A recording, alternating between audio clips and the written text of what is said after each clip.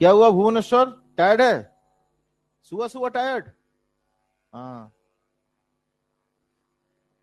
की caterpillar, how are you? Very fine. अच्छा, very fine. हे भगवान। चलो, ओ अच्छा, क्या था? एंजाइम्स। वेरी गुड, रुक गया। Okay online students, good morning. अरे वो मार्कर नाम चाहिए,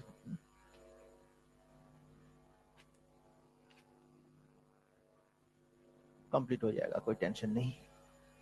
एंजाइम तक सिलेबस में है ना? वाह। और हाँ,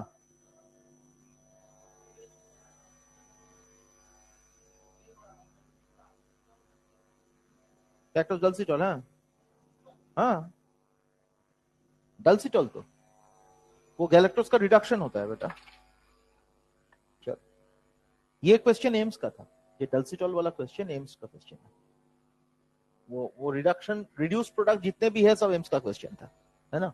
एक्चुअली अगर आप देखते हो, एलन का जो मॉड्यूल 2019 तक था वो भयंकर मॉड्यूल था, है ना? और उसमें जितने भी कंटेंट्स है, जनरली मैं कोशिश करता हूं उतना तक आप लोगों को करवा दूं। उसका 20% घटा दोगे तो आपका ये एंट्रेंस निकल जाएगा, नीट निकल जाता है, समझे ना? तो इसीलिए मैं छोड़ता नहीं हूं उसको, और दैट इज द रीजन। अच्छा एनीवे, चलो शुरू करते हैं। अच्छा, अभी हम लोग बात करेंगे regions of an enzyme. Regions of an enzyme, एक एंजाइम के कितने रीजियंस है? रीजियंस बोलने का मतलब है कि एंजाइम के अंदर, जैसे कि आपको पता है कि this is the active site of the enzyme, है ना? तो एक्टिव साइट क्या है? जहां पे सबस्ट्रेट अटैच होगा, this is the substrate, this is the enzyme, and here goes the active site. So अभी हम लोग ये एक्टिव साइट के बारे में बात करेंगे, है ना? तो एक्टिव साइट के बारे में अगर हम लोग बात करते हैं माय डियर स्टूडेंट्स, तो active site of the enzyme ये है क्या? एक्टिव साइट का नेचर है, it is not rigid but flexible. कल पढ़ाया था, ये पढ़ा दिया था कल? ओ अच्छा, okay. It is not rigid but flexible. तो active site is not rigid but flexible, ये पहला पॉइंट। ये फ्लेक्सिबल क्यों है? Why it is not rigid? इसका मतलब पहली बात तो ये है, फ्लेक्सिबल होने का फायदा क्या है? It can change its shape according to change in shape of the substrate. तो डिफरेंट सबस्ट्रेट के लिए एक्टिव साइट खुद का शेप चेंज करके एसोसिएट करेगा विद द सबस्ट्रेट, है ना? So it is not rigid but flexible, therefore it can change its conformation. It can change its conformation,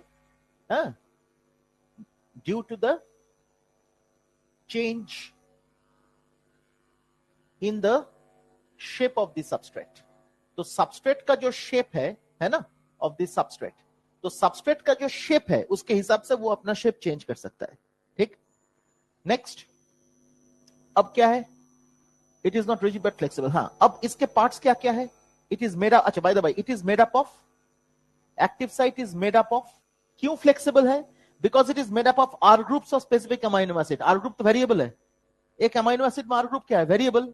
so it is made up of R groups of specific amino acid, R groups of specific amino acids, ठीक? और R group खुद ही variable है, R group खुद ही variable है ना? It is made up of R groups of specific amino acids, R group खुद ही वेरिएबल है। And number two, active site का क्या क्या पार्ट्स है? एक्टिव साइट का two parts, it has two parts. There are two parts of the active site. Number one, the substrate binding site, माने the part of the active site to which the substrate binds, उसको कहते हैं buttressing site। ये आपका internal exam का question है। So it is substrate binding site, which is also called the buttressing site, and number two, catalytic site। तो एक हो गया substrate binding site, एक हो गया catalytic site। Substrate binding site is also called the buttressing site। Am I clear? Number two, catalytic site। तो done हो गया, एक्टिव साइट को लेके और कुछ कहना नहीं है। ये 3 points more than enough for active site. अब जरा देखिए, हम वो पढ़ेंगे thermodynamic principles of enzyme activity. अच्छा, उससे पहले वो पढ़ा है था लॉक एंड की और ये, अच्छा ये बता देते हैं। तो मोड ऑफ माने theories of enzyme action, theories of enzyme action. देखो थ्योरीज ऑफ एंजाइम एक्शन में दो थ्योरीज कन्वेंशनल है। Number one is lock and key theory. Lock and key theory, lock and key theory is a very simple theory कि particular एक lock का एक particular reason है, की होल है, जिसमें एक पर्टिकुलर कॉन्फॉर्मेशन होगा और की उस पे सेट करेगा तो लॉक खुल जाएगा। तो ऐसा लॉक भी होता है बेटा जो लॉक खुल के ये मुंडी जो है वो भी अलग हो जाता है। ऐसा लॉक देखा है आपने जहां पे की से खोलने के बाद लॉक का जो मुंडी है वो भी अलग हो जाता है। Have you seen such kind of lock? You haven't seen. लेकिन ये ऐसा लॉक है, मुझे कोलैप्सिबल गेट वाला लॉक जो होता है ऐसा ऐसा ही लॉक होता है, वो ऐसे करोगे तो वो खुल जाएगा, समझे? तो ये जो मुंडी है वो भी खुल जाता है। तो ये क्लासिकल एग्जांपल इसलिए है क्योंकि वो जो लॉक अगर सबस्ट्रेट है तो वो लॉक खुल के दो पार्ट हो जाएगा, वो प्रोडक्ट हो गया। और चाबी तो चाबी ही रहा, तो चाबी is the enzyme. The enzyme remains unchanged in mass and composition at the end of reaction, and the substrate breaks into the product. हाँ, the substrate breaks into the product, है ना? জল খাওয়াস কিন্তু, ও বাহ এনেছিস, good. Substrate breaks into the product। কি বললাম বুঝতে পারলে? So मैंने ये कहा कि लॉक एंड की थ्योरी का जो it was given by, this theory was given by Emil Fischer। This theory was given by Emil Fischer। और उसमें एक लॉक है। For example this is the lock. ये अगर लॉक है बेटा और ये अगर चाबी है ना, ये अगर सबस्ट्रेट है, ये अगर एंजाइम है, तो एंजाइम सबस्ट्रेट कॉम्प्लेक्स बनता है, आपको पता ही है। एंजाइम सबस्ट्रेट कॉम्प्लेक्स बनेगा तो इसके साथ वो चाबी है ना, enzyme, it is the ES complex, the transition state. और यहां से प्रोडक्ट जब बन रहा है तो एंजाइम तो अलग हो गया, एंजाइम अलग हो गया, एट द सेम टाइम उसके साथ सबस्ट्रेट भी अलग हो जाएगा। सबस्ट्रेट से प्रोडक्ट बनेगा, एंजाइम प्लस प्रोडक्ट, तो ये अलग हो गया, समझे? So this happens to be the product और ये enzyme. This is the lock and key theory, ये कॉन्सेप्ट है।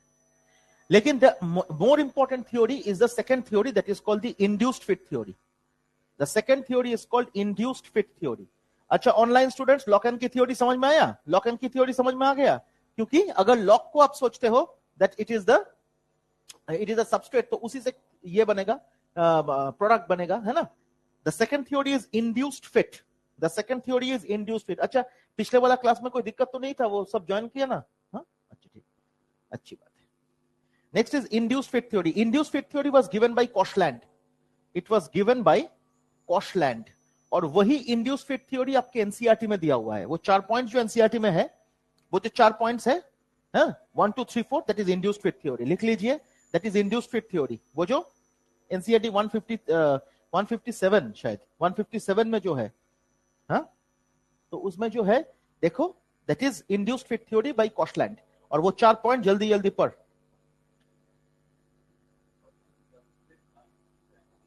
First, the substrate binds to the active site of the enzyme, fitting into the active site। तो पहले binding हो रहा है, उसके बाद फिटिंग हो रहा है।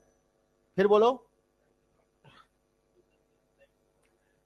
binding of the substrate induces the enzyme to alter its shape। चलिए, fitting more tightly around the substrate। तो मतलब ऐसा कि suppose this is the enzyme, this is the enzyme, this is the substrate। जब binding हो रहा है बेटा, पहले तो ऐसे बाइंड किया, कैजुअल बाइंडिंग था, उसके बाद ये ट्रांजिशन स्टेट में देखो, उसके बाद एक ऐसा बाइंडिंग, मतलब fitting, binding in the form of a fit. देखो, और भी टाइटली बाइंड। तो दोनों पिक्चर में डिफरेंस समझ में आ रहा है ना? सो this is completely fitting of the enzyme with the substrate. चलिए,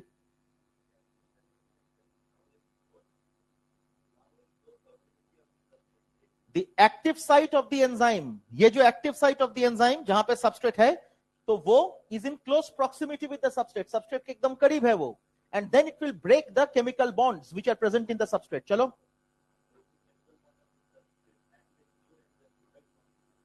enzyme and product complex is formed। Next, तो enzyme substrate complex बनने के बाद what will happen? Enzyme plus product complex will form. Enzyme product complex, ये जो complex form होता है, this is enzyme substrate complex. अब सबस्ट्रेट चेंज हो गया, ड्यूरिंग दिस प्रोसेस क्या होगा? the chemical bonds of the substrate are broken. The chemical bonds of the substrate are broken. Chemical bonds of the substrate are broken. और break करके and the product is produced and the product is formed. और ये product initially enzyme के साथ complex की तरह जुड़ा रहेगा, फिर एंजाइम वो प्रोडक्ट को रिलीज कर देगा. Then the enzyme will release the product. Then the enzyme will release the product. ये रिलीज कर दिया प्रोडक्ट को. समझे ना? देखिए हो गया बस. तो this is what is called induced fit theory. समझ में आ गया? The 4 points in the exam का क्वेश्चन है, arrange the following in the correct sequence. समझ में आ गया? ऐसा ही क्वेश्चन पूछा जाता है. सिर्फ गड़बड़ कहां होगा? एंजाइम जब substrate close proximity to the enzyme में आएगा, to the active site of the enzyme को आएगा, then what happens? The chemical bonds of the substrate are broken to produce the product, and the product will lie in association with the enzyme. Then the enzyme will release the product. पहले ही product release करके बाहर नहीं निकाला. पहले enzyme and product का एक association था, enzyme product complex बना, and then the product is released out. Got it? Got it? तो पहले ऐसे आया, फिर उसको होल्ड किया टाइटली, फिर प्रॉक्सिमिटी, फिर bonds broken, then the product enzyme product complex is form, then the product is released. बुझते पेरेছো? ये सीक्वेंस याद रहेगा ना? चलो बहुत अच्छी बात है. तो this is done. Next we will study online students. Is clear? Is it clear बेटा? किसी के मन में कोई भी दुविधा? किसी के मन में कोई भी लिखलाम ताऊ কিছু হলো না. कंप्यूटर আমি একেবারেই অগা. कंप्यूटर उतना समझ में नहीं आता. चलो शुरू करें. आपको समझ में आया? कब भूलेगा? टाइम लगेगा भूलने में. मरते दम तक नहीं भूलना है बेटा, तभी आप अगले क्लास में बैठे हो.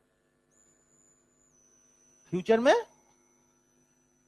यूज नहीं है. हाँ मेडिकल में होगा बाकायदा. কিরে ক্যাটারপিলার বুঝেছিস? ভুলবি না তো? দেখিস বাবা কি পাগল লোক. আচ্ছা চলো নেক্সট শুরু করে. রক্তিম তোর নাম? রঙ্গিত. ও রঙ্গিত একটা নদীর নাম. তিস্তা, রঙ্গিত, হ্যাঁ তোরসা, তিনটে.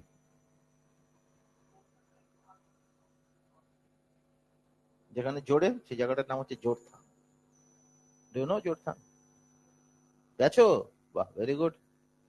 Jorethang is a junction, Bengal আর সিকিমের বর্ডার ওটা. জোরথাং এ কোথায় গেছিস? দয় পানি জোরথাং হয়ে গেছিস? चलो हो गया. शुरू करें. अब देख thermodynamic principle of enzyme activity. Thermodynamic principal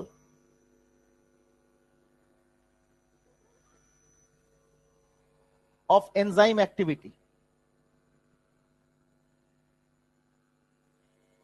thermodynamic principle of enzyme activity में क्या है माय डियर स्टूडेंट्स? ध्यान दीजिएगा. पहली बात तो यह है, अगर हम लोग ग्राफ को कंसीडर करें, here it is potential energy of the reaction. ये तो आपको पता ही है. And on the other hand this is the progress of the reaction. Progress of reaction है ना, मतलब टाइम. उस हिसाब से प्रोग्रेस ऑफ रिएक्शन मतलब क्या? टाइम. अब जरा देखिए, एक रिएक्शन होने के लिए there should be a minimum amount of energy that is required for a system. तो अगर हम लोग विदाउट सबस्ट्रेट एक रिएक्शन को कर रहे हैं, so initially the temperature that is required to initiate the reaction, तो this is called the initiation energy. अब ये इनिशिएशन एनर्जी चाहिए एक रिएक्शन को प्रोसीड करने के लिए. लेकिन देखिए हम लोग इस रिएक्शन में सबस्ट्रेट को ब्रेक कर रहे हैं directly into product without using enzyme. Enzyme को यूज ना करके we are directly converting the substrate into product. So this is the graph where you see here একটা জিনিস देखो, दिस पर्टिकुलर पॉइंट, ये जो पॉइंट है ये देखिए, I said that this is the initiation energy. Initiation energy है ना, initiation energy. And you see here ये रिएक्शन हो रहा है, and beyond this initiation point, ये जो yes point is the transition state, जहां पे ये चेंज हो रहा है, तो यहां से लेके यहां तक है ना, this is called the activation energy. This is called the activation energy. Activation energy. Let's consider AE1, activation energy. And you see, what is activation energy?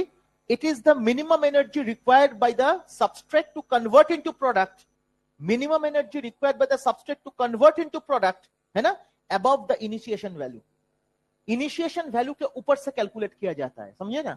तो what is initiation energy? पहले इसका definition, the minimum energy, minimum amount of energy required to initiate the reaction. It is the minimum amount of energy required to initiate the reaction. ठीक. Number 2, अगर activation energy के बारे में हम लोग बात करें, if we speak of the activation energy, then what is activation energy? Activation energy इसको कहते हैं हम लोग, it is the activation energy is the minimum amount of energy,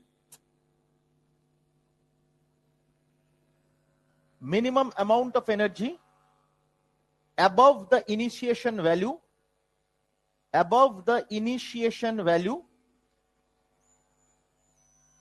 which is just sufficient, but which is just enough to form product. समझे ना. तो product form करने के लिए वो minimum amount of energy above the initiation value, क्योंकि इधर से जैसे ही इसको क्रॉस करके चले जाएगा तो तुरंत प्रोडक्ट फॉर्म करेगा. So this is the product that is formed, लेकिन this is without using the enzyme.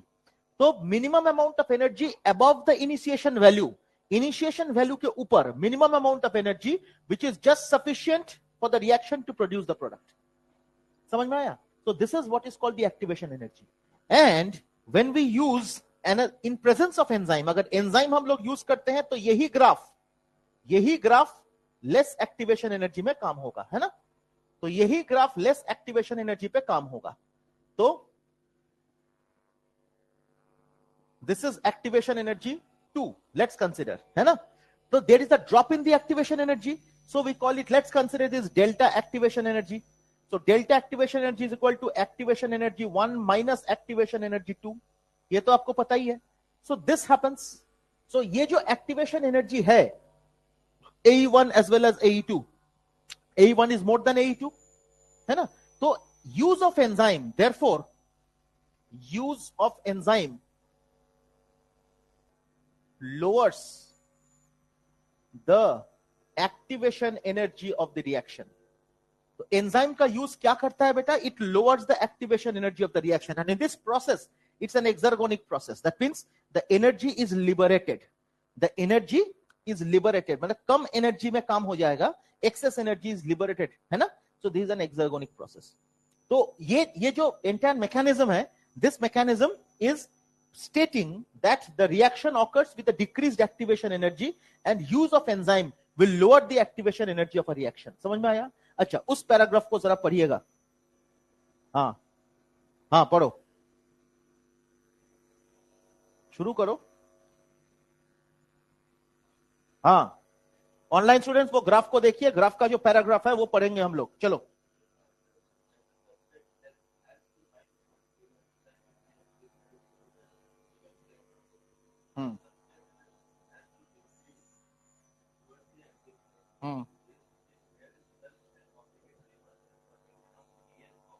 Obligatory formation माने compulsory formation of enzyme substrate complex. So this is the region where the enzyme substrate complex is formed.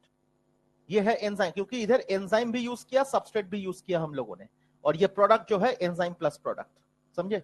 चलो. Transition state, transit phenomena but transition state.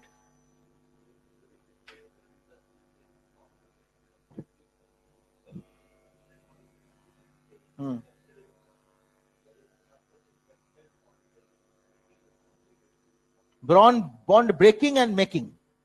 Expected bond breaking between enzyme and substrate and bond making between enzyme and product.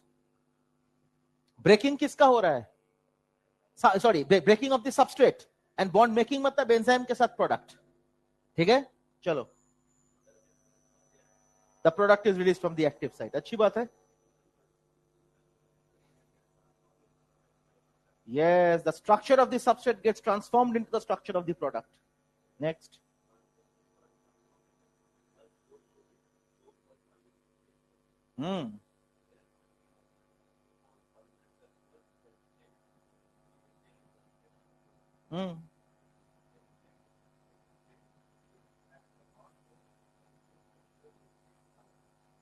All the structures, intermediate state unstable ही होगा।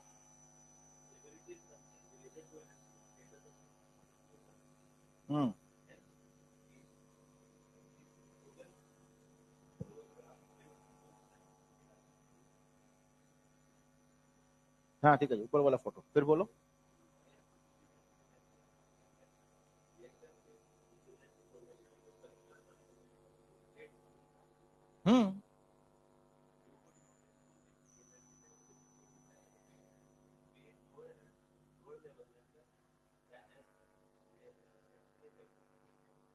इसमें exothermic मतलब heat is liberated, एक्सर्गोनिक। चलो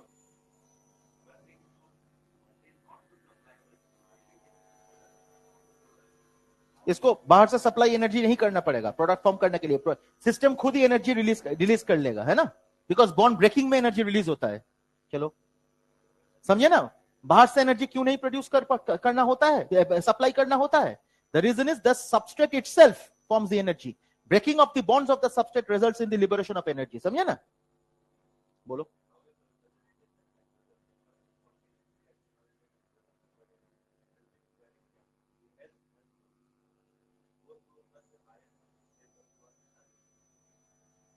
because this state is a high energy state ना, it's a transition state. तो substrate को product करने के लिए ट्रांजिशन स्टेट में पहुंचना पड़ेगा, which is a much higher state, क्योंकि एस नॉर्मली तो उतना हाई स्टेट में नहीं रहता।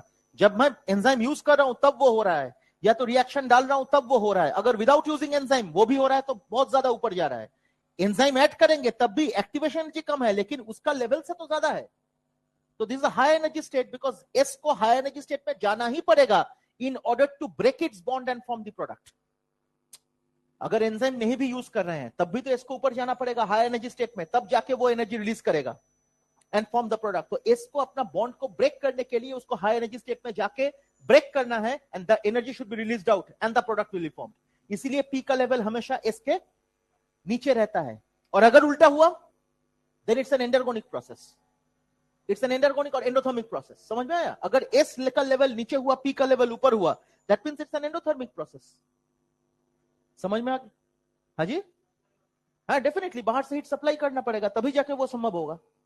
Got my point? अगर एस का level, if the level of S is lower, अगर एस का लेवल लोअर रहा, लेट्स कंसीडर एस का लेवल इधर है और पी का लेवल इधर है, so it's a case of endothermic process, it's an endothermic process, है ना। लेकिन नॉर्मली क्या होता है, एस ऊपर पी नीचे। नॉर्मली अगर ऐसा है तो this combination is an exothermic process which is given there, है ना। एंडोथर्मिक प्रोसेस में बाहर से एनर्जी सप्लाई, हीट सप्लाई करना पड़ता है। Heat needs to be supplied from outside, heat needs to be supplied. Online student ध्यान से इसको देखिए, heat needs to be supplied from outside, है ना, फ्रॉम आउटसाइड। लेकिन अगर हमने इसके बारे में बात करा, एक्सोथर्मिक के बारे में बात करा, then heat is obtained by the breaking of the bonds of the substrate, by the breaking of the bonds of the substrate. चलो फिर बोलो। And in this case it's an exothermic। हाँ ठीक है। So this is an example of exothermic reaction, that it is exothermic in nature। ये exothermic क्यों है? Because the bonds are broken and the energy is released। किसका bond broken? Substrate का। ये गलती नहीं होना चाहिए। चलो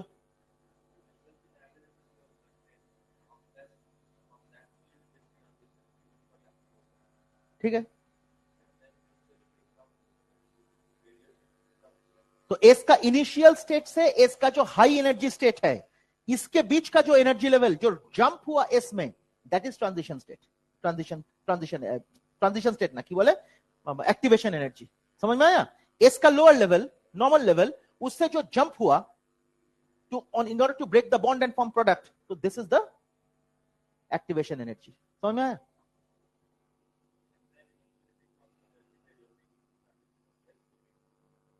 है ना?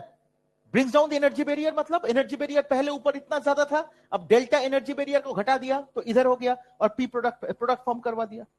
Am I clear to everyone, my dear? कोई दिक्कत? चलो नेक्स्ट. वन थिंग बोलो.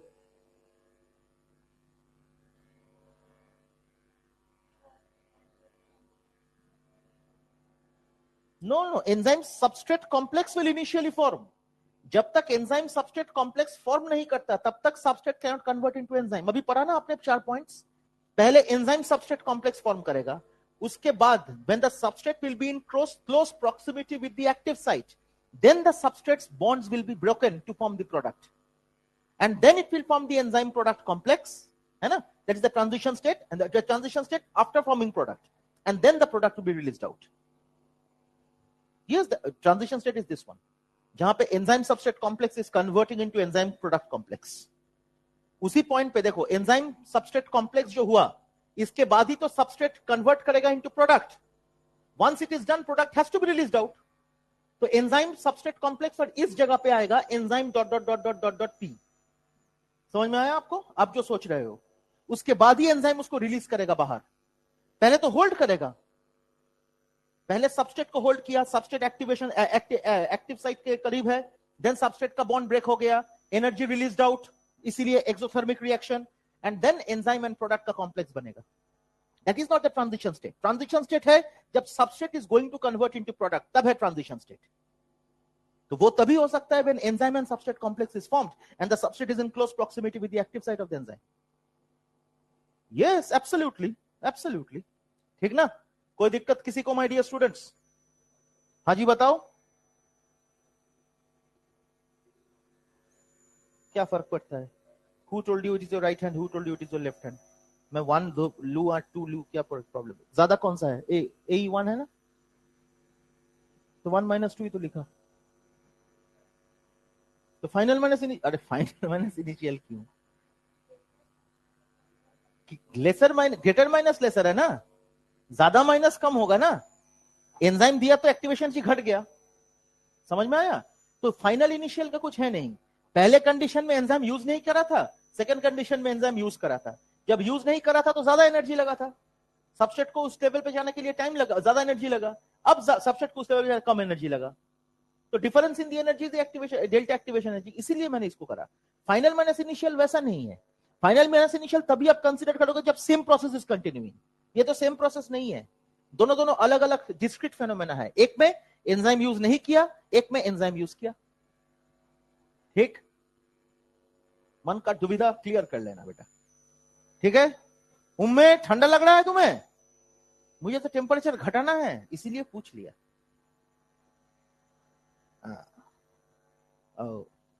26 कौन इंसान जीता है 26 में? आप लोग समझते नहीं हो. Bacterial multiplication becomes maximum at this temperature. समझे? बैक्टीरिया सबसे ज्यादा किस टेम्परेचर पे अच्छा रहता है? 25 डिग्री सेल्सियस. अब 26 को रखोगे तो किसी को जुकाम होगा तो सभी को हो जाएगा. टेम्परेचर हमेशा 25 के नीचे रखना पड़ेगा, so that bacteria does not spread. Science है भाई, समझे? বুঝতে পেরেছিস? It is better to use jackets. চা ঠান্ডা हो गया আর ভেবে লাভ নেই, এবার জল খাই.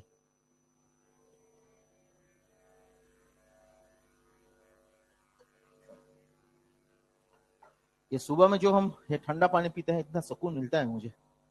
एनीवे, चलो नेक्स्ट शुरू करें. अब हम लोग पढ़ेंगे फैक्टर्स अफेक्टिंग एंजाइम एक्टिविटी.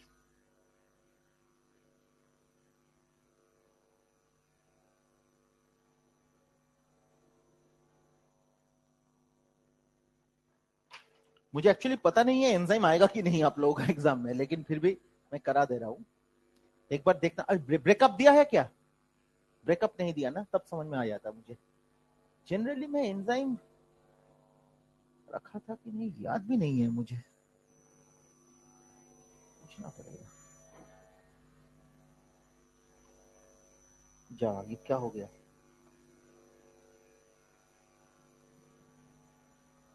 ठीक, एक सेकंड बेटा,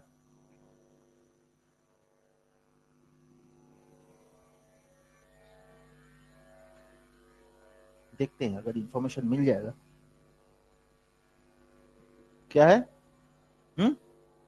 सिलेबस। अब बायोमोलिक्यूल में एंजाइम है कि नहीं ये, क्योंकि नेक्स्ट एग्जाम में भी आपका बायोमोलिक्यूल है, हो सकता है तब जाके बायोमोलिक्यूल का टोटल एंजाइम आ जाए, याद नहीं है।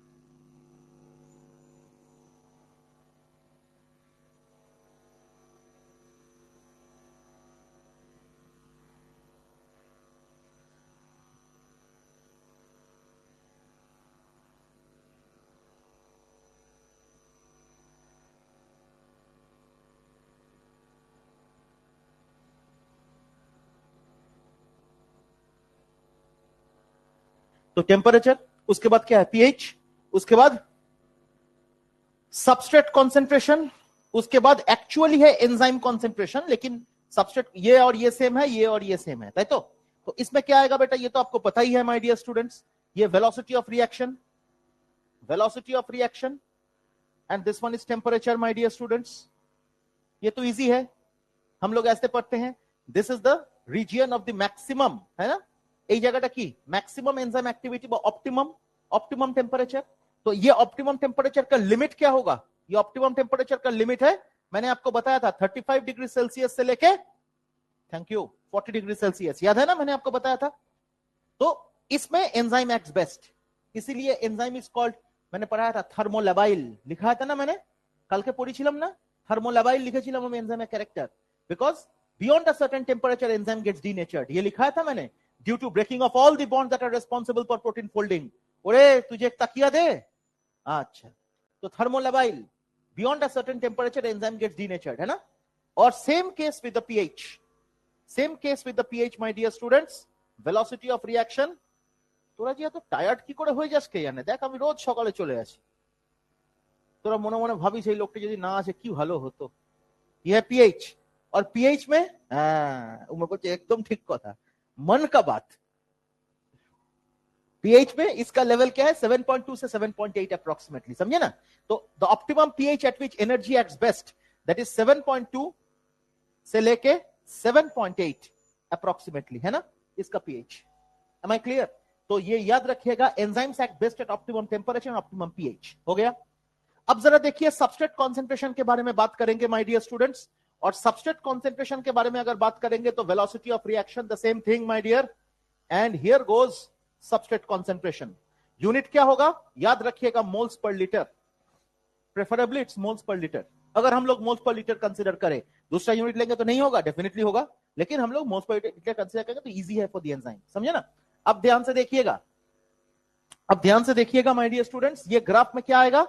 This graph goes like this, ये तो पता है आपको, और you people can know that this is the maximum velocity of the reaction, this is the Vmax of the reaction, and preferably this is the half Vmax of the reaction, this is the half Vmax, ये तो पता है ही आपको। और half Vmax में the substrate concentration that you can see, the substrate concentration at half Vmax, that is called the Km, the Michaelis Menten constant. This is the Michaelis Menten constant. This is the Michaelis-Menten constant, my dear students. Am I clear? That is called Km. So this is the substrate. How do you define Michaelis-Menten constant? Definition is substrate concentration in moles per liter to produce half maximum velocity in an enzyme catalyzed reaction. So how does the definition goes? Substrate concentration in moles per liter to produce half Vmax. Substrate concentration in moles per liter to produce half Vmax in an enzyme catalyzed reaction. That is called the Michaelis-Menten constant. अरे बायोमलिक्यूल तो আমি জানি, বায়োমলিকিউল আমি জানি, তুমি শুধু ওখানে detailed এক্সামিনেশনের ওটা বের করে দেখো এনজাইমটা তার মধ্যে জিজ্ঞাসা করা হচ্ছে কিনা। আমিও জানি এটা, বেকার টাইপ করলো। चलो ठीक है ना, हो गया। अब जरा ध्यान से सुनिएगा, এটা দেখ ভালো করে। Suppose the tendency of the enzyme to combine with the substrate, মন দিয়ে শোন, suppose the tendency of the enzyme to combine with the substrate is less. The tendency of the enzyme to combine with the substrate is less. Then more substrate is required to proceed the reaction. Tendency अगर कम होगा तो ज्यादा substrate लगेगा। इसका मतलब अगर tendency कम है तो let's consider the graph is like this, तो उसका मैक्सिमम वेलोसिटी इज हियर, उसका half maximum velocity is here, and here you see the Km value changes.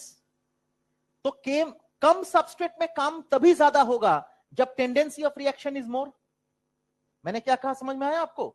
So when the tendency of the enzyme to combine with the substrate is less, तब ज्यादा substrate लगेगा काम करवाने के लिए। लेकिन अगर tendency of the enzyme to combine with the substrate is more, then कम सबस्ट्रेट में काम हो जाएगा। So therefore tendency of the enzyme to combine with the substrate is inversely proportional to Km. Is it clear, my dear students? देख लीजिए, is it okay? ये बहुत important है, this is very important.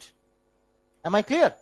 So Km का value ज्यादा होगा, मतलब ज्यादा सबस्ट्रेट लग रहा है रिएक्शन को प्रोसीड करने के लिए, इसीलिए the tendency of the reaction is less.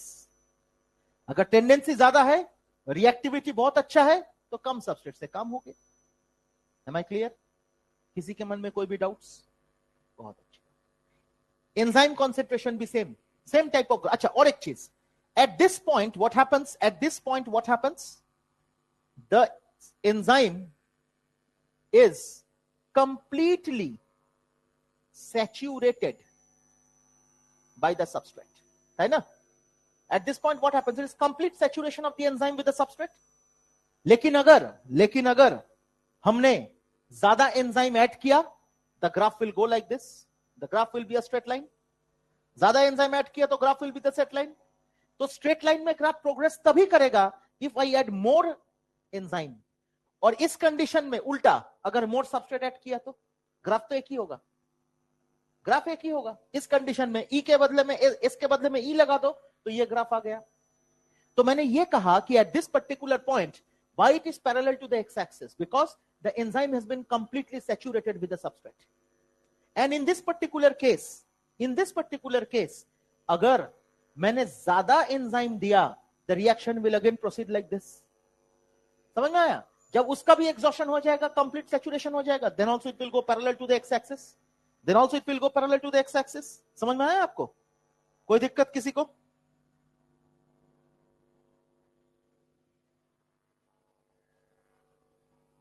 Okay, including enzymes, ठीक है? The enzyme is completely saturated with the substrate. कोई दिक्कत किसी को? डन। अब हम लोग बात करेंगे, देख लीजिए इसको। अच्छा, इसका फोटो भी ले लीजिए। Now we will speak about the different classification of enzyme. इसके बाद हम लोग बात करेंगे। अच्छा, तो माइकेलिस-मेंटेन कांस्टेंट का कॉन्सेप्ट समझ में आ गया। अगर टेंडेंसी कम है तो ज्यादा सबस्ट्रेट लगेगा, अगर टेंडेंसी बहुत अच्छा है तो कम सबस्ट्रेट से काम हो जाएगा। Am I clear? चलो, इसका फोटो लेके डाल दीजिए, देख लीजिए इसको पहले। तो हमने पहले क्या करा, एक्टिव साइट का कैरेक्टर, फिर हम लोगों ने पढ़ा कि लॉकन की theory and induced fit theory, उसका 4 पॉइंट एनसीईआरटी से, फिर हम लोगों ने पढ़ा थर्मोडायनामिक प्रिंसिपल, जहां पे एंडोथर्मिक प्रोसेस एक्सोथर्मिक प्रोसेस का रिएक्शन पढ़ा। Why exothermic? Because the substrate is at a higher level than the product. Normal case में भी देखिए ना, सबस्ट्रेट हायर लेवल पे है than the product, so it's an exothermic reaction. Endothermic में उल्टा होता है। Am I clear? कोई दिक्कत नहीं। अगर सबस्ट्रेट ट्रांजिशन स्टेट में जा रहा है टू प्रोड्यूस प्रोडक्ट, तो सबस्ट्रेट को ऊपर लेवल पे जाना पड़ेगा, हाई एनर्जी स्टेट में जाना पड़ेगा, and the energy will be reached by the breaking of the bonds of the substrate. ये पढ़ा है मैंने। उसके बाद हम लोगों ने पढ़ा the factors affecting enzyme activity, और ये तो इजी है, और 4 फैक्टर्स एनसीईआरटी में 3 फैक्टर्स है, मैंने 3 फैक्टर ही पढ़ाया। आरेकटा कथा बोले राखी, there is a plot which is called double reciprocal plot. Double reciprocal plot is equal to 1 by v and 1 by s। अगर इसके बारे में बात करोगे, so the graph goes like this. Double reciprocal plot ऐसा होता है, this is called Lineweaver Burk plot. Double reciprocal plot, double reciprocal, এটা এখন আর দেয় না, তাও আমি লিখে রাখলাম। It is called line weaver Burk plot, PURKE। এটা একটা এক্সট্রাপোলেশন হচ্ছে এদিকে। তো দিস ইজ অ্যাকচুয়ালি এটা হলো গ্রাফটা, কিন্তু but this is not actually in your syllabus. হ্যাঁ বলো, কেন হচ্ছে দরকার নেই, ছেড়ে দে, জাস্ট নামটা বললাম বিকজ লাइन वीवर बर्क प्लॉट, ये नाम, ये तो double reciprocal plot, it goes straight line. শুধু এইটুকু মনে রাখো, বুঝতে পেরেছো? ডাবল রেসিপ্রোকাল প্লট স্ট্রেট লাইনে যায়, জাস্ট এটাকে মাথায় রাখো, তার বেশি কিছু দরকার নেই। এটা নেই এখন সিলেবাসে, पहले था। ঠিক আছে, এটা নিয়ে আবার 10 মিনিট নষ্ট করার কোনো মানে হয় না। চলো,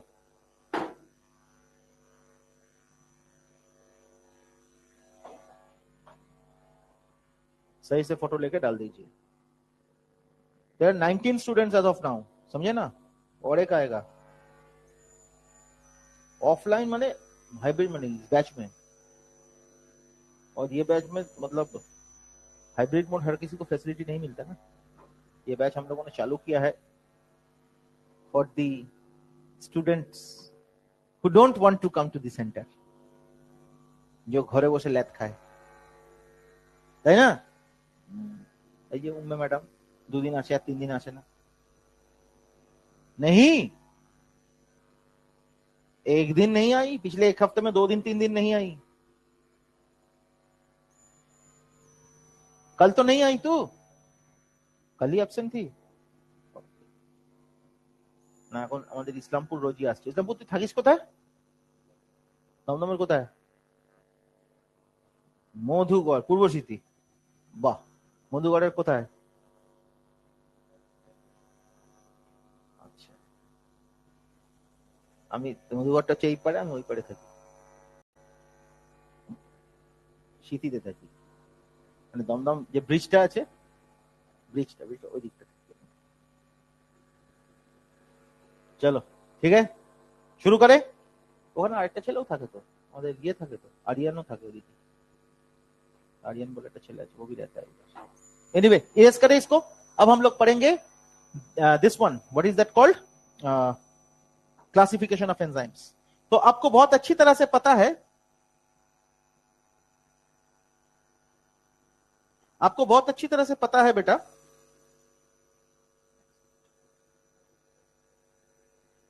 किसका? डेफिनेटली करेगा, सेम टाइप ऑफ ग्राफ होगा, सेम ग्राफ।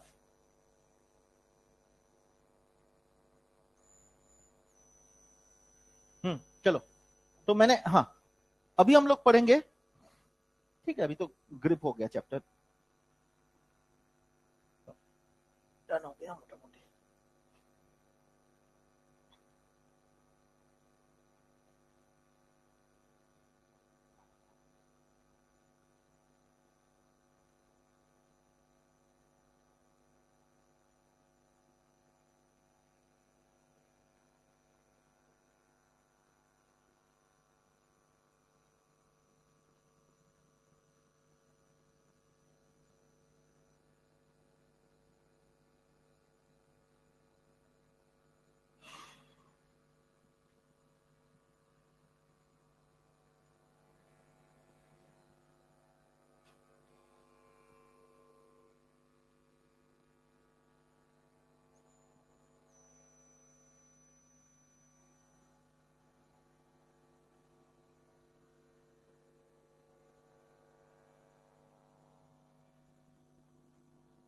अब हम लोग पढ़ेंगे द क्लासिफिकेशन ऑफ एंजाइम।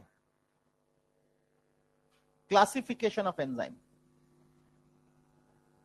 तो enzyme is divided into 6 classes.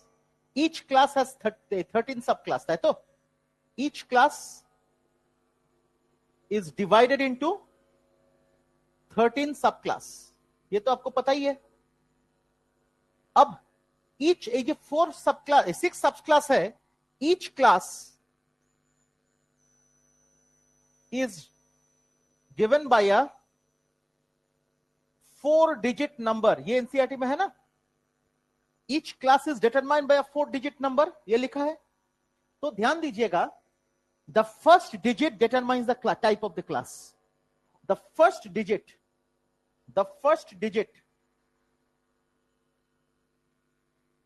determines the type of class. First digit will determine the type of the class. That means कैसे याद रखोगे, आपको पता ही है बहुत अच्छी तरह से। एक फॉर्मूला ऑट हिल, और इसमें H और I को फ्लिप कर दीजिए, है ना। ऑट आई एम सॉरी ऑट हिल जो है ना, इसमें I और L को फ्लिप कर दीजिए, तो आपको क्या मिलेगा? OTHLIL। Am I clear? यही तो है। तो उसमें क्या है? O goes for ऑक्सीडोरिडक्टेज,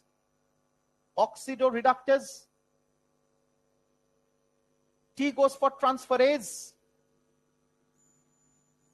H goes for hydrolase, L goes for lyase, I goes for isomerase and L goes for ligase। अब आपको पता है कि ऑक्सीडोरिडक्टेज जो है उसमें सबस्ट्रेट 1 का ऑक्सीडेशन होगा, सबस्ट्रेट 2 का रिडक्शन होगा एंड वाइस वर्सा, और उधर प्रोडक्ट में उल्टा होगा। देखो एनसीईआरटी में लिखा हुआ है, S1 के अंदर नीचे रिडक्शन, उसका ऑक्सीडेशन है, सही तो है। S1 S2 करके लिखा है ना, उसको हम लोग करते हैं एक रिएक्शन, कॉमन रिएक्शन जो आपका सिलेबस का रिएक्शन है उसी को करेंगे। Let's consider pyruvic acid. Pyruvic acid, this is pyruvic acid, ध्यान से देखिए, this one is pyruvic acid और पाइरुवेट। अगर CO माइनस करते हैं तो पाइरुवेट।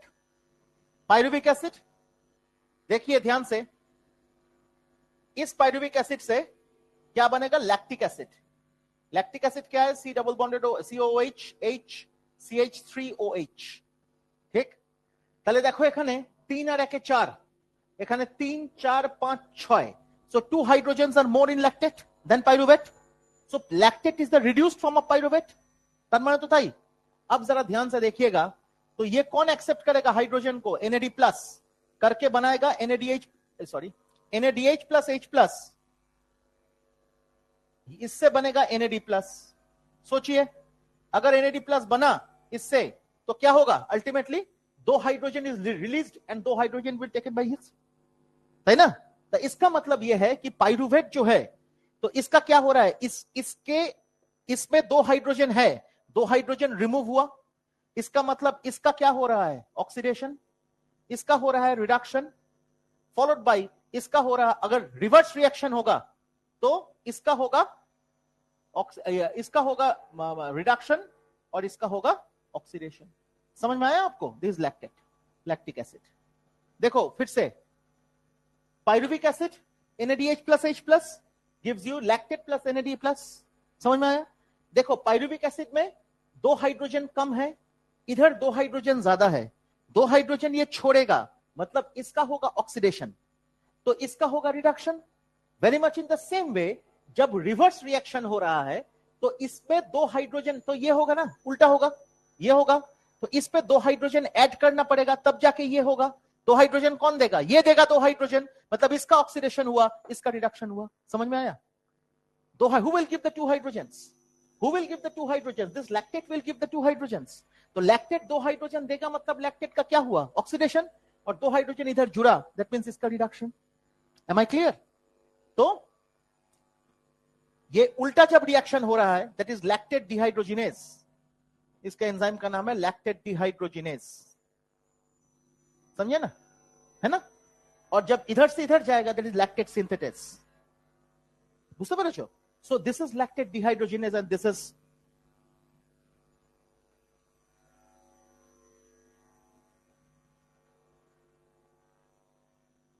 ठीक है, तो आपको समझ में आया, एक का ऑक्सीडेशन एक का, और ये एग्जाम का क्वेश्चन है आपका, ये एनसीईआरटी में है ये रिएक्शन, pyruvic acid to lactic acid, ये एनसीईआरटी में है प्लांट रेस्पिरेशन में, पेज नंबर 232 आई गेस, है ना, उसमें लिखा हुआ है एक रिएक्शन पाइरुवेट टू लैक्टेट, वो रिएक्शन तो है ही।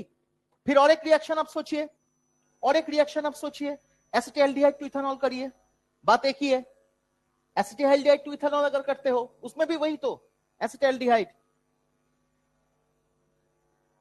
ये भी अगर देखो एसिटाल्डिहाइड से लेके इथेनॉल,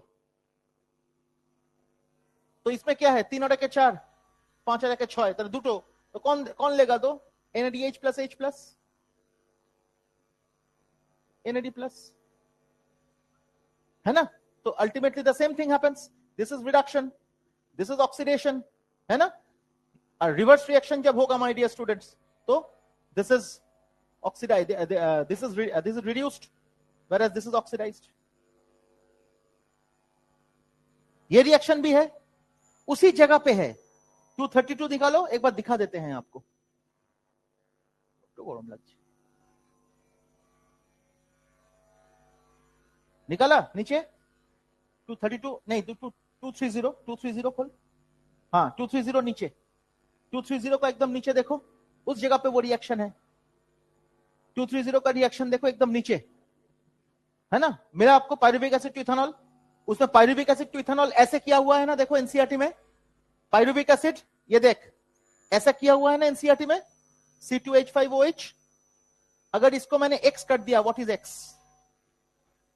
दैट इज एसिटाल्डिहाइड, तो यही एसिटाल्डिहाइड का रिएक्शन मैंने दिखाया आपको, NADH प्लस H प्लस से NAD प्लस है, समझ में आया वो रिएक्शन, वो भी तो तेरा नया बुक है दिखा रहा है, रुक जा, प्लांट रेस्पिरेशन निकाल, नया बुक का पेज नंबर बेटा याद नहीं है, यही है पेज नंबर याद नहीं है, ये देख बीच में क्या है, अगर इसको आप X करा, suppose this is X, what is X, समझ में आ गया, और देखते हैं NADH प्लस H प्लस से, चलो ठीक, अब देखिए नेक्स्ट क्या है, ट्रांसफरेज, तो ट्रांसफरेज क्या करेगा, एक ग्रुप से दूसरा ग्रुप को ट्रांसफर करेगा, it will transfer one group to the other, है ना, तो एक ग्रुप से दूसरा ग्रुप को वो ट्रांसफर कैसे करेगा, ध्यान से देखिएगा, एक रिएक्शन सोचिए, एक रिएक्शन सोचिए transferase,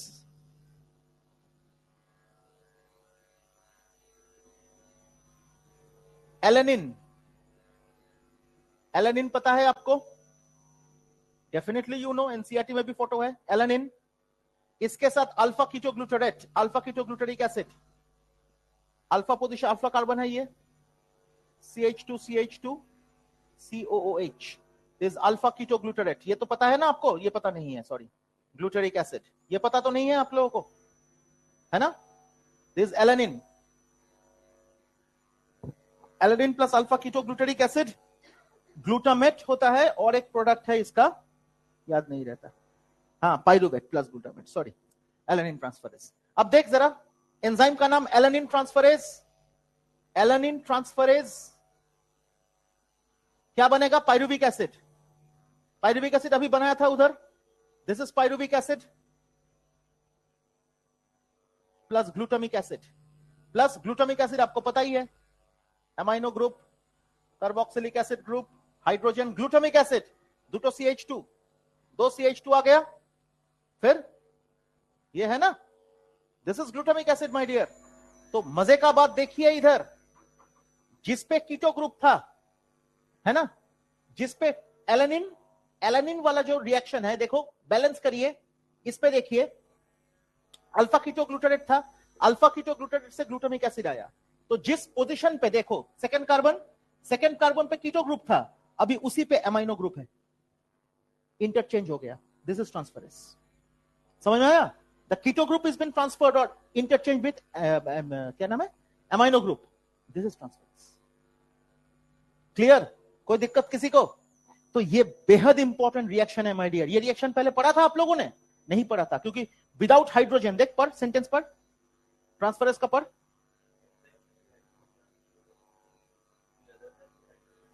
group G other than the hydrogen, मैंने हाइड्रोजन को ट्रांसफर नहीं करेगा वो, हाइड्रोजन को ट्रांसफर नहीं करेगा, हाइड्रोजन को छोड़ के किसी और को ट्रांसफर कर रहा है।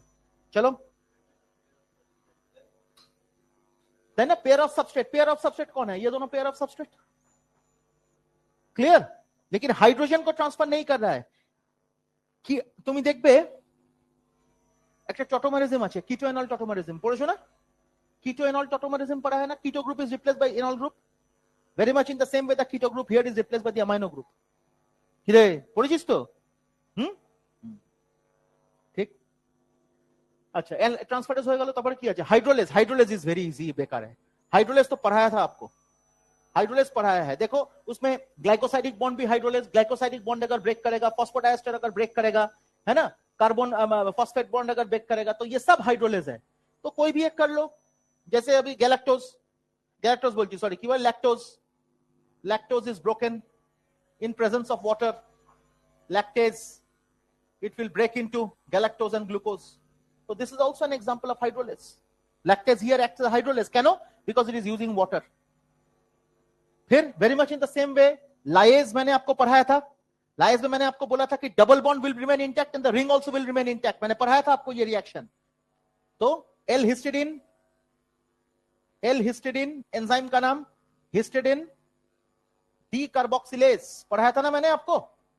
Histidine D carboxylase gives U L histamine plus carbon dioxide. सो डबल बॉन्ड हिस्टिडीन में क्या है? रिंग का नाम क्या था? इमिडाजोल, मैंने पढ़ाया था। और दो डबल बॉन्ड्स है, तो कार्बन डाइऑक्साइड में दो डबल बॉन्ड है और हिस्टामीन में इमिडाजोल रिंग है, तो ring is also intact, double bond is also intact without using water, without using water, है ना। Very much in the same way lies हो गया, लाइज हो गया। आइसोमरेज, आइसोमरेज तो पता है आपको, glucose 6 phosphate to fructose 6 phosphate, सोच सकते हो आप। ग्लूकोज 6 ये तो कॉमन रिएक्शन है, 1 2 3 एंड 4। ग्लूकोज 6 फॉस्फेट छठा कार्बन पे और हाइड्रोजन के बदले में फॉस्फेट, PO4 3- जुड़ गया। इसको पी और गोल के तरह लिखा मैंने, ये मैंने PO4 3- है ना, फॉस्फेट। तो ग्लूकोज 6 फॉस्फेट है ना, HOOH OH OH, so glucose 6 phosphate G6P converts into fructose 6 phosphate, पता है ना आपको, fructose 6 phosphate, C double bonded O 1 2 and 3 CH2 OP, है ना, OHH HOH HOH, क्या fructose 6 phosphate my dear student, phosphohexose isomerase, তাই তো, phosphohexose isomerase। Am I clear my dear students? So it's an example of isomerase। and ligase is ligase, ligase মানে কি, associate করছে। লাইগেজের একটা example হচ্ছে two molecules को associate कर रहा है, टीआरएनए, टीआरएनए के साथ एमाइनो एसिड, जब एक्टिवेशन ऑफ टीआरएनए होता है, amino acyl tRNA synthetase is the name of the enzyme, then it will give you amino acyl tRNA, माने एमाइनो एसिड प्लस टीआरएनए जुड़ गया।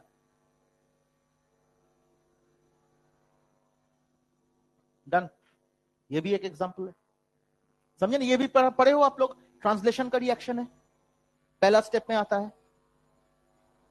Aldolase, aldolase is also an example of lies. Aldolase पढ़ा था ना, fructose 1,6 bisphosphate से फॉस्फोग्लिसरॉल्डिहाइड and dihydroxy acetone phosphate, वो भी aldolase. Aldolase is also an example of lies. कई सारे एग्जांपल्स है लाइज का, समझे ना, ठीक। लाइज का और एक एग्जांपल है एल्डोलेज, और एक एग्जांपल है एल्डोलेज, वो फ्रुक्टोज 1,6 बिसफॉस्फेट है ना, ग्लाइकोलाइसिस का रिएक्शन, एल्डोलेज, एल्डोलेज, है ना।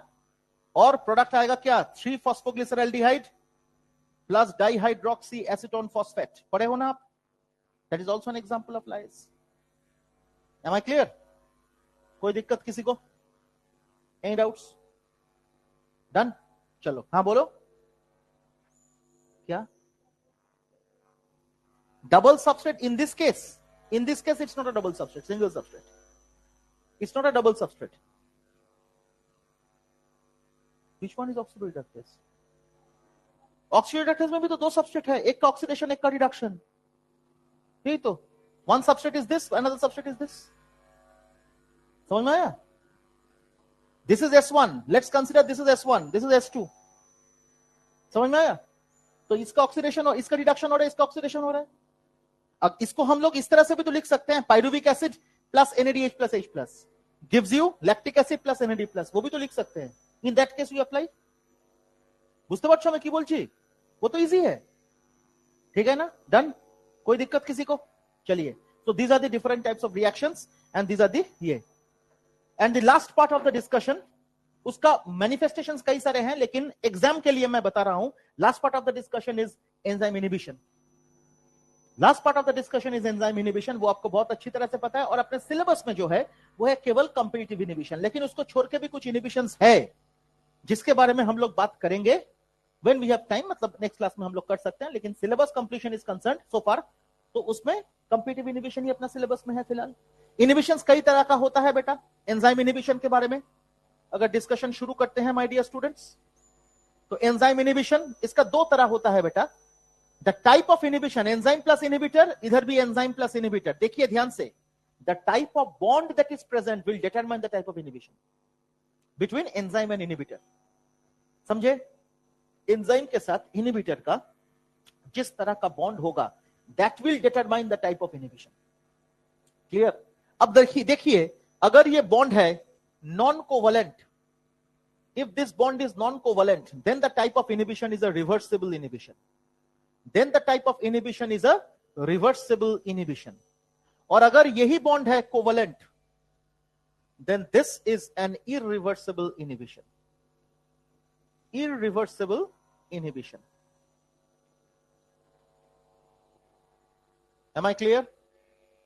तो एक हो गया रिवर्सिबल इनहिबिशन, एक हो गया irreversible inhibition.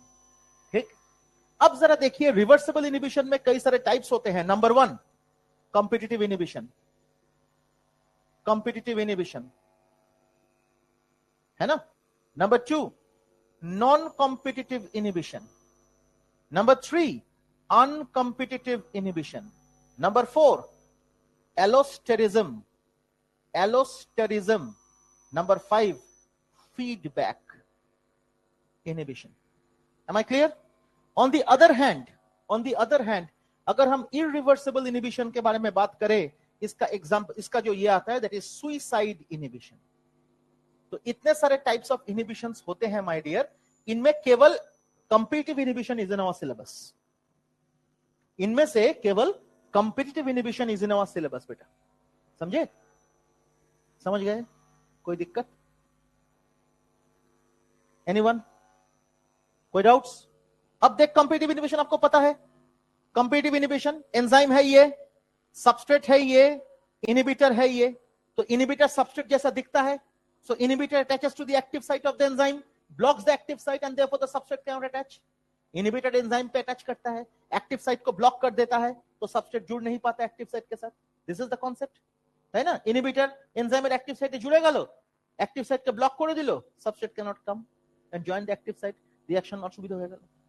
In this case what happens, মনে রাখবে, the reaction between enzyme and inhibitor, the velocity, remember the velocity of reaction between, ये याद रखिएगा, ये पता नहीं है आप लोगों को, the velocity of the reaction between enzyme and inhibitor, I माने inhibitor, is same as that, same as the, तो एक सेकंड बेटा, is same as that of the original reaction। এটা হলো মজা। and therefore the Vmax of the reaction is constant, but Km जो है, tendency क्या हो गया, इनहिबिटर जुड़ गया मतलब टेंडेंसी घट गया, सबस्ट्रेट जुड़ने का टेंडेंसी घट गया, Km बढ़ गया, Km increases। बुझली की बोल रहा हूं मैं? When the inhibitor attaches to the substrate active site, blocks the active site, substrate cannot attach, so tendency of the enzyme to bind with the substrate क्या हुआ, डिक्रीज हो गया, तो Km का वैल्यू इंक्रीज करेगा। पढ़ाया था मैंने कुछ देर पहले, tendency of the enzyme to bind with the substrate is inversely proportional to Km, पढ़ाया था ना। तो इधर क्या हो गया, I जुड़ गया तो ब्लॉक कर दिया एक्टिव साइट को, then what will happen, the tendency of this substrate to bind with the enzyme will decrease and therefore the Km has to increase। ज्यादा सबस्ट्रेट लगेगा रिएक्शन को प्रोसीड करवाने के लिए, है ना। लेकिन the velocity of the reaction is constant, maximum velocity of the reaction is constant, ये याद रखिएगा, समझे? ये एनसीईआरटी में नहीं है। एंजाइम इनिबिशन, कॉम्पिटिटिव इनिबिशन का 3 एग्जांपल्स एनसीईआरटी में दिया हुआ है। एनसीईआरटी में 3 एग्जांपल्स है। एंजाइम चैप्टर में 2, माइक्रोब्स इन ह्यूमन वेलफेयर में 1। एंजाइम में 2 रिएक्शन क्या क्या है? Number 1 malonate inhibiting succinate dehydrogenase. Succinate dehydrogenase inhibit कर रहा है मेलोनेट, एनसीईआरटी का लाइन, उसमें कोई दिक्कत नहीं है। नंबर 2, तो सक्सिनेट डिहाइड्रोजिनेज को enzyme malonate is inhibiting, the type of inhibition is a competitive inhibition. Number 2 देखो लिखा है sometimes competitive inhibition is used to inhibit the growth of the bacterial pathogens, NCERT का line. Sometimes competitive inhibition is used to inhibit the growth of the bacterial pathogen. ध्यान से देखिएगा, उसमें क्या होता है? Sulphur drugs. रिएक्शन क्या है? ये पुराना एनसीईआरटी में इसका मैकेनिज्म दिया हुआ है। सल्फर ड्रग्स क्या करेगा? ये क्या करेगा? It will inhibit PABA, para amino benzoic acid. PABA will inhibit folic acid synthesis. और फॉलिक एसिड सिंथेसिस किसका? सिंथेसिस किसका? In bacteria. आपके बॉडी में बैक्टीरिया आया, बैक्टीरिया प्रोटीन अगर सिंथेसाइज कर पाएगा तभी जाके आप बोलोगे that the bacteria has multiplied. Bacteria अगर प्रोटीन सिंथेसाइज आपके बॉडी में करेगा then only you can say the body has bacteria has multiplied. लेकिन sulphur drugs, sulphur containing drugs, दवा जो होता है, समझे ना?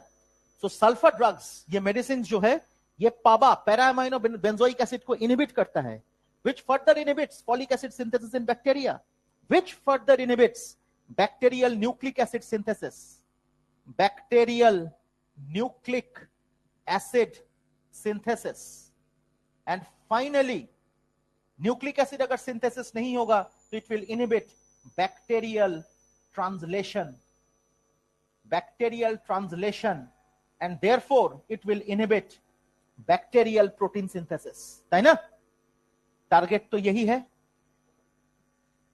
एंटीबायोटिक में बैक्टीरिया मारा जाता है। हाँ, एंटीबायोटिक भी होता है, नहीं बैक्टीरियोस्टैटिक एंटीबायोटिक भी होता है। तो sulphur drugs is one of the important drug which can inhibit bacterial protein synthesis. और इसीलिए एनसीईआरटी ने लिखा है that sometimes competitive inhibition is used to inhibit the growth of the bacterial pathogens. तो इसमें ये जो इनहिबिशन है बेटा, सल्फर ड्रग्स जो पाबा को इनहिबिट कर रहा है, दिस इज कॉम्पिटिटिव इनहिबिशन। घूम पे गल रे, घूम बच्चे, तकिया दो बालिश, शुए पॉट, घूमी पॉट, बच्चे रे क्या बोल बेटा, दिख गया ना? वाह, ये कैटरपिलर दिखे चीज, गुड, हो गया। और तीसरा, volume 2 page number 183, volume 2 page number 183, নতুন বই হলে পেজ নাম্বার 153।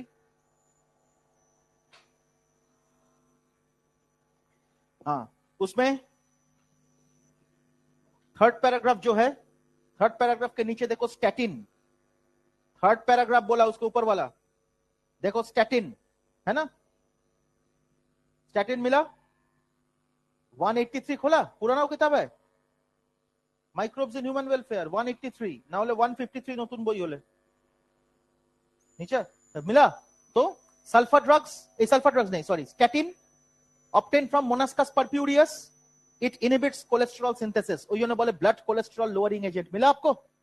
क्यों कौन सा एंजाइम को इनहिबिट करेगा स्टैटिन? देख, लिख देते हैं, एनसीईआरटी में लिख लेना आप लोग। Inhibits the enzyme which is called HMG coenzyme A. This is the name of the enzyme, HMG-CoA, and this enzyme is responsible for the synthesis of cholesterol. This enzyme is present in the liver and is responsible for the synthesis of cholesterol। समझे? HMG-CoA का full name मैं बोल देता हूं लेकिन लिखूंगा नहीं, 3-हाइड्रोक्सी 3-मिथाइल 5-ग्लूटाराइल coenzyme है पूरा नाम, लेकिन I will not right, don't worry. लेकिन एंजाइम का नाम जरूरी है, इधर एंजाइम का नाम लिखा नहीं है ना? और ये एंजाइम कहां रहता है? लिवर में रहता है। तो अगर हम लोग स्टैटिन यूज करते हैं, statin is obtain from a fungus, देखो लिखा है fungus, Monascus purpureus, but that is that is a ड्यूटेरोमाइसिटिस।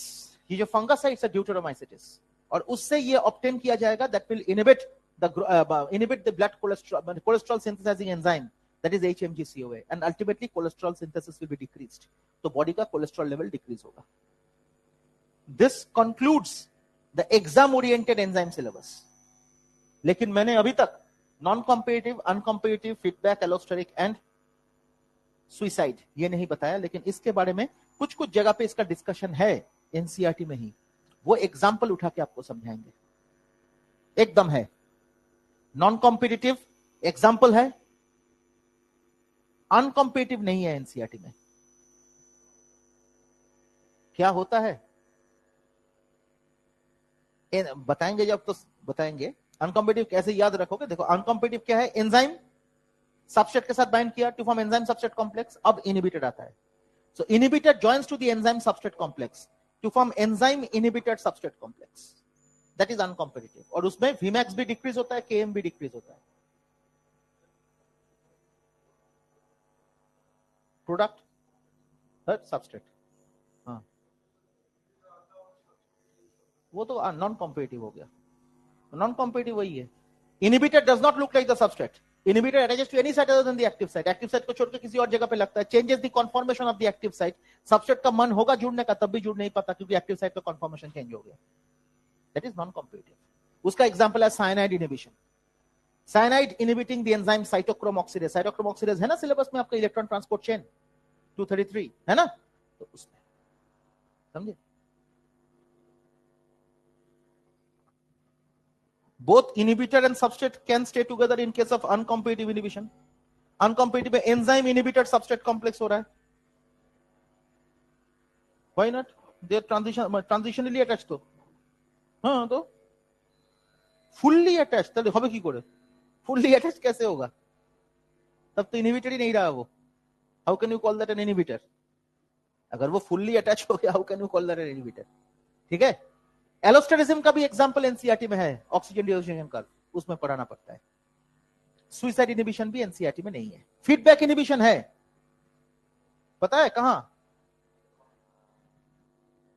वो इनहिबिशन एंजाइम इनहिबिशन हार्मोन्स, वो तो फीडबैक मैकेनिज्म बेटा। एंजाइम इनहिबिशन फीडबैक कहां है ये पता है आप लोगों को। Glucose to glucose 6 phosphate hexokinase, glucose 6 phosphate जब बन जाता है वो हेक्सोकाइनेस को ही इनहिबिट कर देता है, इसीलिए ग्लाइकोलाइसिस प्रोसेस में glucose to glucose 6 phosphate is one directional और बाकी सब रिवर्सिबल है, लेकिन वो इरिवर्सिबल रिएक्शन है, इसीलिए 229। अच्छा तुम्हारा बुक तो पुराना नया बुक। बीटा गैलेक्टोसाइडेज वाला कहां से इनहिबिशन है,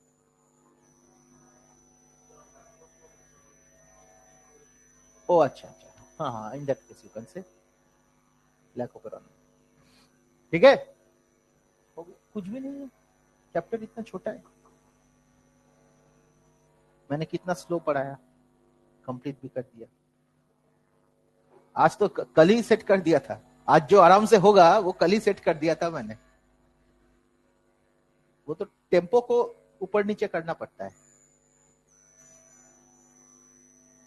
इसका फोटो खींच के डाल दे। अच्छा बाय द बाय ये रिएक्शंस याद रखिएगा, ये सब रिएक्शंस आपके सिलेबस का है, सब रिएक्शंस आपके सिलेबस का है बेटा। मेरे पास टाइम नहीं है, निकलना पड़ेगा, भागना पड़ेगा। चलिए ऑनलाइन स्टूडेंट्स थैंक यू, इसको ध्यान से पढ़ लीजिएगा, एंजाइम का क्वेश्चन निपटा दीजिए, tomorrow you have time, today and tomorrow you complete the questions on biomolecules, will discuss that on Monday, है ना, एंड ट्यूसडे 2 दिन है आप लोगों के पास, कोई दिक्कत नहीं है। तो ये सिलेबस कंप्लीट हो गया, नेक्स्ट सिलेबस को लेकर थोड़ा प्रेशर है, ठीक है, ओके।